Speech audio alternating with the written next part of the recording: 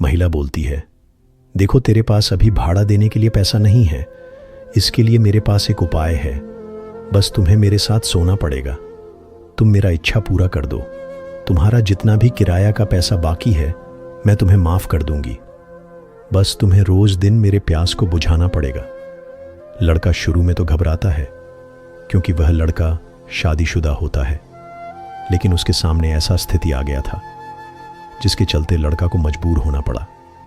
जब वह औरत और वह लड़का दोनों एक साथ सोए हुए थे, साथ ही पप्पा गप कर रहे थे, उसी समय उस औरत की बेटी दोनों को एक साथ करते देख लेती है। तभी वहां पर ऐसी घटना घटती है जिसको जानने के बाद आप सोचने में मजबूर हो जाएंगे। कृपया आप इस घटना को अकेले में ही सुने, क्योंकि इस घटना में कुछ ऐसी बातें भी है जो आप इस घटना को जैसे जैसे सुनते जाएंगे उन बातों का खुलासा होते जाएगा। चलिए दोस्तों, बिना देर किए हुए आज की इस घटना को शुरू करते हैं। दरअसल दोस्तों, ये घटना दिल्ली की है। 2000 की ये घटना है। आप लोगों को तो पता ही होगा उन दिनों किस तरह की हालत थी जब पूरा दुनिया लॉकडाउन में था। लॉकडाउन से पहले 2019 में एक लड़का जिसका नाम अमर होता है, अमर बिहार से था। वह पैसा कमाने के लिए दिल्ली शहर जाता है। उस लड़के के साथ 2 और लड़के भी जाते हैं, लेकिन होता यह है कि दिल्ली पहुंचने के बाद अमर के लिए दोनों लड़के कोई भी काम नहीं ढूंढ देते हैं। दोनों लड़के तो पहले से एक्सपीरियंस होते हैं और वे जल्दी ही काम ढूंढ लेते हैं। लेकिन इधर अमर को दोनों लड़के कहते हैं, देखो यार, तुम्हारे लिए भी काम ढूंढ लो। जब तक काम नहीं मिलता है हमारे यहां रह सकते हो। जबकि साथ में तीनों गए होते हैं, पर अमर के साथ धोखा हो जाता है। अमर पहली बार दिल्ली शहर गया होता है। उसे कुछ भी समझ में नहीं आ रहा होता है, लेकिन अपना हिम्मत जुटाकर वह किसी तरह काम की तलाश के लिए निकलता है। अमर दिल्ली के एक कॉलोनी में जाता है। वहां काम के लिए लोगों से पूछता है, लेकिन कोई भी काम नहीं दे रहे होते हैं। 1-2 दिन बीतने के बाद फिर से अमर काम के लिए निकलता है। उस दिन अमर को एक काम मिल जाता है। उस परिवार में मात्र 2 ही लोग होते हैं, एक औरत और उसकी बेटी होती है। अमर का काम था उस औरत की बेटी को स्कूल तक पहुंचाना और घर लेकर आना। उसकी बेटी भी जवान होती है, करीब उसकी उम्र 18 वर्ष चल रही होती है। उस औरत ने अमर को एक घर देता है, लेकिन उसके बदले अमर को उस घर का भाड़ा भी देना पड़ता था। अमर को काम करते करते 5 से 6 महीना हो जाता। दिसंबर का महीना चल रहा होता है। न्यूज़ में खबर आता है कि एक बीमारी ने लोगों की जान ले रही है।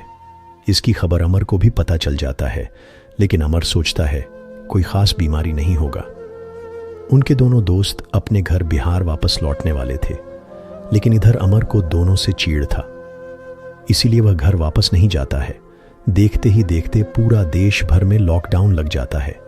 स्कूल कॉलेज भी बंद हो जाता है, जिसके चलते अमर का काम रुक जाता है।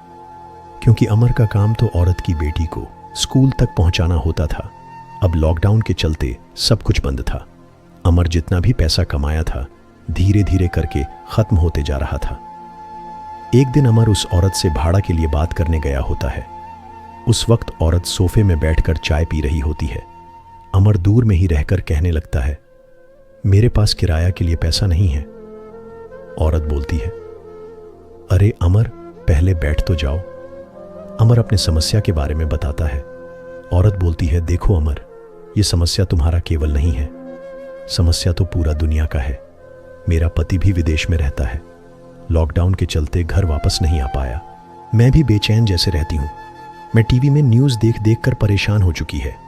औरत फिर से बोलती है, अमर, मैं एक बात पूछूं? अमर बोलता है, पूछो, क्या बात है? अगर मैं कहूं कि तुम्हारा किराया का पैसा माफ हो गया है तो तुम्हें कैसा लगेगा? अमर सोचने लगता है। तभी अमर कहता है, ऐसे कैसे हो सकता है? आंटी जी औरत हंसते हुए कहती हैं, हाँ, अगर मैं चाहूंगी तो भाड़ा का पैसा माफ कर सकती हूं, लेकिन इसके बदले तुम्हें मेरे साथ कुछ करना होगा। अमर थोड़ा मुस्कुराते हुए कहता है, अच्छा आंटी, मुझे क्या करना होगा?